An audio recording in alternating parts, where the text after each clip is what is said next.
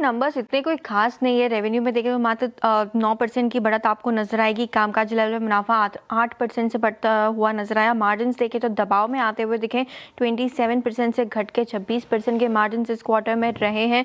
और मुनाफा भी देखें तो मात्र 3% की बढ़त आपको यहाँ पर नजर आएगी।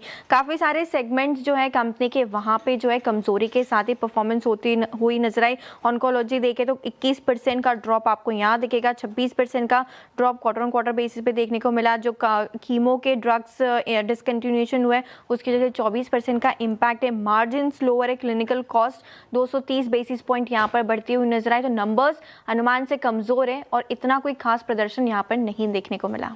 अच्छा, बाकी आपको नजर नहीं आएंगे। गेल ऑपरेशनली वीक क्वार्टर, अनुमान से काफी कमजोर नतीजे आपको नजर आएंगे। रेवेन्यू में मात्र 2% की बढ़त है। कामकाजी लेवल पे मुनाफा देखे तो 56% की कटौती यहाँ पर घटकर आते हुए दिखाएं। जो अनुमान था उससे काफी कमजोर आपको नजर आएंगे। मार्जिन 7% का अनुमान लेके चल रहे थे, 3.3% के आसपास मार्जिन देखने को मिले। और नेट मुनाफा भी देखे तो 21% की कमजोरी इनफैक्ट यहाँ पर आती हुई दिखी। गैस ट्रांसमिशन के वॉल्यूम्स तो ठीक ठाक थे, लेकिन जो ट्रेडिंग लॉसेस है वो बढ़ते हुए नजर आए, जिसका इम्पैक्ट यहाँ पर देखने को मिला। औरोबिंदो फार्मा की बात करें तो यहाँ पर नंबर्स काफी मिले जुले आपको दिखेंगे। कुछ लोगों को पसंद आ रहे हैं, कुछ लोगों को नहीं पसंद आ रहे। मुनाफा 2% से बढ़ा है। रेवेन्यू 5.5% की बढ़त है। कामकाजी लेवल पे मुनाफा 5% की कमजोरी। मार्जिन में हालांकि 21% से घट के 20% के मार्जिन आते हुए दिखे। यूएस का इम्पैक्ट देखने को मिला है। कमजोरी के साथ यूएस की रेवेन्यूज 3500 करोड़ के आसपास आते हुए दिखे, जो कि पिछले साल इसी समय 4000 के आसपास थी।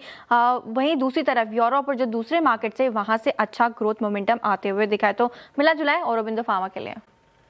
दोनों ही नंबर्स काफी स्ट्रॉन्ग है। यहाँ पे हुनासा के साथ शुरुआत करते हैं। हाईएस्ट एवर क्वार्टरली रेवेन्यू दर्ज किया है कंपनी ने। रेवेन्यूज देखे तो 23% की बढ़त आपको नजर आएगी। वॉल्यूम ग्रोथ 30% के आसपास रही है। ई कॉमर्स में 20% की ग्रोथ है। जनरल ट्रेड देखे तो 30% की ग्रोथ वहां पर भी आपको दिखेगी। ग्रॉस मार्जिन 71% के आसपास आते हुए दिखे। कामकाजी लेवल पर भी मार्जिन देखे तो 11.7% के आसपास आते हुए नजर आए। और सबसे बड़ी बात, पहली न्यू एज कंपनी बन गई है जिसने डिविडेंड का अनाउंसमेंट किया है। 100 करोड़ का डिविडेंड यहाँ पर कंपनी करती हुई दिखेगी। लेकिन ध्यान रखिएगा, पिछले एक साल में स्टॉक ने आउट परफॉर्मेंस दी है। 33% ये स्टॉक ऊपर है। नायका की बात करें तो नंबर्स यहां पर भी अच्छे हैं। मुनाफा ऑलमोस्ट 78 करोड़ के पास आते हुए दिखा है। अनुमान 64 करोड़ के आसपास का था।